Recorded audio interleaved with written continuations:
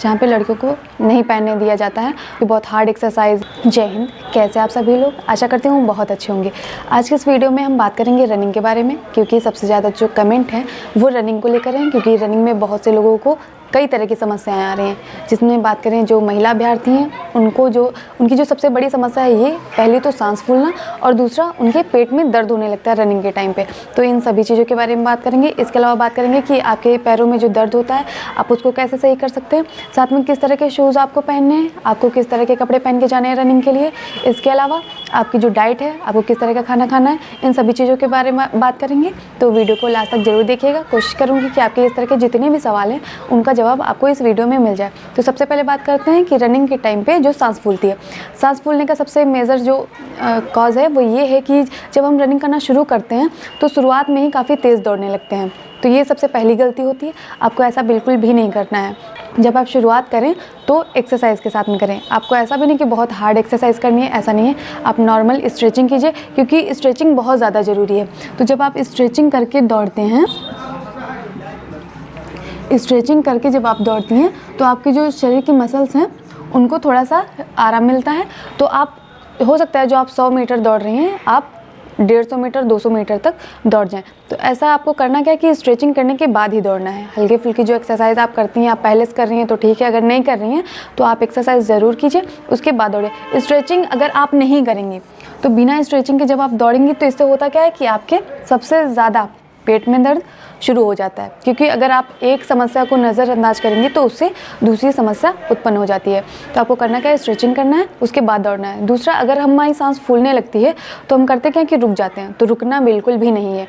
अगर दौड़ते समय आपकी सांस फूल रही है तो आप अपनी जो स्पीड है उसको कम कर लीजिए। अगर बहुत ज़्यादा दर्द हो रहा है या बहुत ज़्यादा सांस फूल रही है तो आप धीरे धीरे चलिए, लेकिन एकदम रुकना नहीं है कि हम 2-4-10 मिनट बैठ के आराम कर लेंगे उसके बाद दौड़ेंगे, ऐसा बिल्कुल भी नहीं करना है।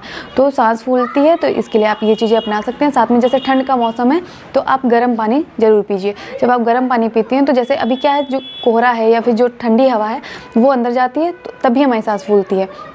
तो इन सब चीज़ों के लिए आप यही कुछ नॉर्मल सी चीज़ें हैं, जैसे गर्म पानी पीना है, आपको रुकना नहीं है, आपको एक्सरसाइज करनी है, उसके बाद दौड़ना है, ये सब चीज़ें आप कर सकती हैं। आपको बहुत ज़्यादा कोई एथलीट नहीं बनना है कि बहुत हार्ड एक्सरसाइज या फिर बहुत ज़्यादा कुछ काम करना है उसके बाद आप दौड़ पाएंगे, ऐसा नहीं है।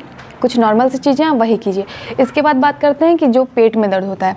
बात करें लड़कियों की, तो लड़कियों को कुछ ज़्यादा ही समस्याएँ होती है रनिंग में। जब आप दौड़ना शुरू करती हैं तो आपके पेट के एक साइड में दर्द होने लगता है, वो किसी भी साइड हो सकता है, लेफ्ट या राइट में, लेकिन दर्द होने लगता है। ये समस्या मेरे साथ भी हुई थी। होता क्या था कि जैसे मैं रनिंग के लिए गई तो अचानक से दौड़ना शुरू कर देती थी शुरुआत में, क्योंकि होता ये है ना कि हमको क्या लगता है कि टाइम बहुत कम बचा है और हम जितनी जल्दी अपनी रनिंग पूरी कर लेंगे उतना अच्छा रहेगा। हम अपने आप को खुश करने के लिए ऐसे काम करते हैं कि अगर हम पहले दिन गए और टाइम के अंदर दौड़ गए तो हम खुश हो जाते हैं। ऐसा बिल्कुल भी नहीं। मान लीजिए आप एक दिन दौड़ गए, लेकिन उसका जो परिणाम है आपको दूसरे दिन देखने को मिलता है कि आपके शरीर में बहुत सारी समस्याएं होने लगती हैं। तो जो पेट दर्द की समस्या है इसको सही करने के लिए आपको करना क्या है, पहला स्ट्रेचिंग। देखिए रनिंग में स्ट्रेचिंग का एक बहुत अहम रोल है, ठीक है, स्ट्रेचिंग करना है। इसके अलावा जो योग होते हैं, आप कुछ योग देख सकती हैं यूट्यूब पे, आप उनको कीजिए। खासकर होता है कि कपालभाति जो होता है आप उसको जरूर कीजिए। दूसरा, अनुलोम विलोम। ये क्या, अनुलोम विलोम से आपकी जो सांस है उसमें भी, आपको जो सांस फूलती है उसमें भी कुछ राहत मिलेगी और जो पेट दर्द है वो भी सही हो सकता है। इसके अलावा आप अन्य भी एक्सरसाइज देख सकते हैं। यूट्यूब पे बहुत तरह के वीडियोस होते हैं जिनमें आप अगर सर्च करेंगे तो कई सारे वीडियोस आएंगे, तो उनमें आप देख लीजिए कि आपको कौन सा आसान पड़ रहा है। वही ये बात है ना कि आपको एथलीट नहीं बनना है, आपको सिर्फ रनिंग पूरी करनी है। तो आप देख लीजिए, आप एक्सरसाइज भी कर सकती हैं। इसके अलावा गर्म पानी ज़रूर पीजिए। जब आप गर्म पानी पिएंगी तो होता क्या है कि आपका जो ब्लड सर्कुलेशन है वो सही रहता है। जब अचानक से आप दौड़ेंगी तो ये समस्या ज़्यादा आती है पेट दर्द वाली। तो आप योग और स्ट्रेचिंग ये चीज़ें अपना सकते हैं। इसके बाद बात करें पैर दर्द की। पैर दर्द में कमेंट आता है कि सिन पेन, नी पेन या एंकल पेन, जो भी जितने भी दर्द हैं आपके पैरों में, इनको सही करने के लिए करना क्या है, सबसे पहला ये कि अगर ये दर्द आपका अभी नया नया शुरू हुआ है कि आपने जब से रनिंग शुरू की है तब से ये हो रहा है, तो आपको करना क्या है, आपको बर्फ़ से, ठीक है, बर्फ़ से आपको सिकाई करनी है। इसके लिए आप क्या कर सकते हैं कि बर्फ़ को एक कपड़े में लपेट के आपको जहाँ पे दर्द हो रहा है वहाँ पे रख सकते हैं। ऐसा नहीं कि लगातार आप रखिए रहे, ऐसा नहीं है। आधा 1 मिनट रखिए, फिर हटाइए, फिर रखिए, ऐसा करना है। और अगर ये दर्द पुराना है, मतलब पहले से हो रहा है, जब आप रनिंग नहीं करती थी तब से हो रहा है, तो इसको सही करने के लिए क्या करना है, गर्म पानी में नमक ऐड कीजिए, ठीक है, नमक, और फिर आप कॉटन से या किसी कपड़े से अपना सही करिए। इसके अलावा क्या कर सकते हैं, जैसे गर्म पानी है उसमें नमक डाल लीजिए और फिर आपको क्या करना है, उसमें अपने पैर डुबो के बैठना है। और ऐसा भी नहीं कि लगातार बैठेंगे, नहीं है, 2-4-10 मिनट उसमें अपने पैर रख के बैठिए, फिर हटा लीजिए, फिर रखिए, फिर बैठिए। और पैर जो पानी है उसको इतना गर्म मत रखिए कि पैरों में छाले पड़ जाएँ। आप उसको पहले छू के देख लीजिए कि आप कितना सहन कर पा रहे हैं उस हिसाब से। और फिर अगर आपको लग रहा है कि पानी ठंडा हो रहा है तो थोड़ा सा गर्म पानी रखिए, उसमें मिलाते रहिए। लेकिन ये चीज़ें जब आप करेंगे तो आपको बहुत ज़्यादा आराम मिलेगा। तो ये थोड़ी सी चीज़ें हैं जो आप अपने लिए कर सकते हैं और इनसे आपको फ़ायदा ज़रूर मिलेगा। इसके बाद बात करते हैं वीकनेस की। बात करें लड़कियों की, तो कुछ लोग हैं जिनको दौड़ने में ऐसे भी वो वीक होती हैं, अगर कमज़ोर है, कोई दुबला पतला इंसान है तो उसको लोग कहते हैं कि कमज़ोर हो। पहला, एक तो वो कमज़ोर अगर है तो ठीक है, दूसरा उसको लोग कह के कर देते हैं, ठीक है। तो दूसरों की बातें बिल्कुल भी मत सुनिए। अगर आप थोड़ा सा कमज़ोर अपने आप को महसूस कर रही हैं तो आपको करना क्या है, हेल्दी डाइट लेनी है, ठीक है। इसमें करना क्या है, आपको वीकनेस के लिए भी ये चीज़ बहुत फ़ायदा करेगी, ठीक है।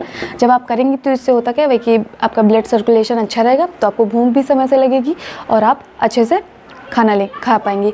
इसके बाद बात करते हैं डाइट की। जैसे जो ऐसी लड़कियां हैं जिनका वेट काफ़ी ज़्यादा है, ठीक है, जिनका वेट काफ़ी ज़्यादा है, तो उनको करना क्या है कि अपने खाने पीने पर ध्यान दें। खाने पीने पर ध्यान देने का मतलब ये है कि जैसे वो बहुत ज़्यादा फैट वाली चीज़ें खा रही हैं तो उसको आप कम कीजिए, ठीक है, उसको कंट्रोल कीजिए और एक्सरसाइज पे ज़्यादा ध्यान दीजिए। तो इससे होगा क्या कि अगर आपका वज़न बहुत ज़्यादा बढ़ा हुआ है तो वो कम हो जाएगा।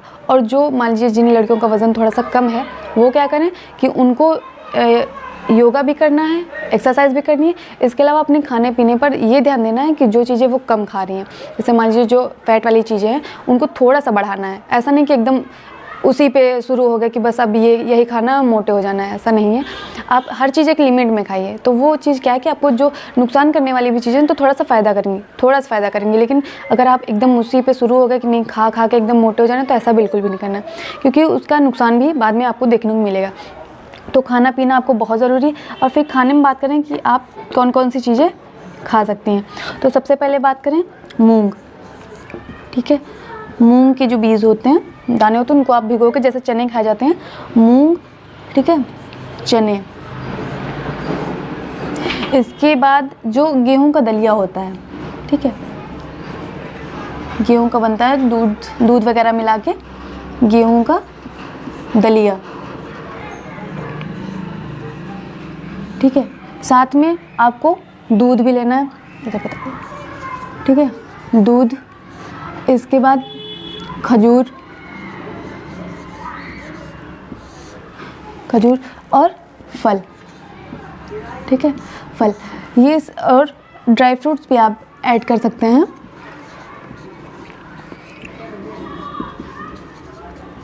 ठीक है। तो ये सब चीज़ें हैं जो आपको काफ़ी फ़ायदा करेंगी। और ऐसा नहीं है कि मान लीजिए आपको 2-4 दिन में आपकी रनिंग है, ऐसा तो है नहीं। और ये चीज़ें धीरे धीरे अपना असर करती हैं, तो आप जब रेगुलर खाएंगे तो उसका फ़ायदा आपको दिखेगा। साथ में बहुत से लोग जैसे गुड़, दूध, ये सब चीज़ें भी यूज़ करते हैं गर्म दूध के साथ में, और हल्दी डाल के दूध पीते हैं। तो ये सब चीज़ें आप कर सकते हैं। बाकी जैसे कुछ लोग शॉर्टकट बताते हैं कि आप ये टैबलेट खा लीजिए, ये टॉनिक पी लीजिए, तो ये सब चीज़ें आप बिल्कुल भी मत कीजिएगा। ये काफ़ी चीज़ें अगर आप इतना कर लेते हैं तो ये आपको अच्छे से फ़ायदा मिल जाएगा। आपको टैबलेट वगैरह नहीं लेनी। और फिर भी अगर आपकी इच्छा है तो आप डॉक्टर को दिखा के, इनसे सलाह लेके तभी टैबलेट वगैरह खाएं। बाकी ऐसा बिल्कुल भी मत कीजिए, क्योंकि इनका बहुत बड़ा साइड इफ़ेक्ट पड़ता है शरीर पे। तो टैबलेट वगैरह खाने से बचें। और फिर अगर आपके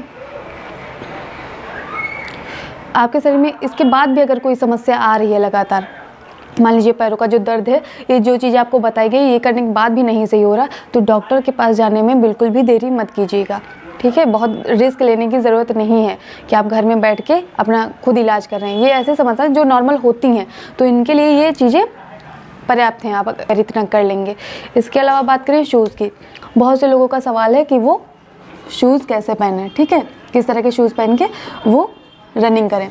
तो देखिए, शूज़ का करना क्या है कि वो ना तो बहुत ज़्यादा टाइट हो आपके पैरों में और ना ही बहुत ज़्यादा ढीले, क्योंकि दोनों में ही समस्या होती है। आप अपने फिटिंग के शूज़ लीजिए, और फिटिंग का ऐसा कि आपको आराम मिले, ऐसा नहीं कि पहन लिया तो एकदम पैर सिकुड़े जा रहे हैं उसी में, ऐसा नहीं करना है, ठीक है। आप पहन के देख लीजिए। इसके अलावा जैसे शूज़ आप लोग पूछते हैं कि कौन से पहने, तो आप जैसे बहुत से महंगे भी शूज़ आते हैं जो बहुत से लोग हैं नहीं खरीद सकते हैं, तो 1000-1200 तक के आपको रनिंग के लिए अच्छे शूज़ मिल जाएंगे। आप जब जाएंगे लेने तो आप उनसे कह दीजिए कि इतने बजट में, हमारा इतना बजट है, इसी में हमको अच्छे शूज़ चाहिए रनिंग के लिए, तो आप ले लीजिए ऐसा। और फिर ये जो चीज़ें खाने के लिए बताएंगे, इनमें भी अगर आप बहुत ज़्यादा नहीं कर पा रही हैं तो जैसे गुड़ दूध वगैरह है, दलिया है, ये चीज़ें आप खाइए। बहुत ज़्यादा महंगी चीज़ों में जाने की ज़रूरत नहीं है, इतना आपके लिए पर्याप्त रहेगा।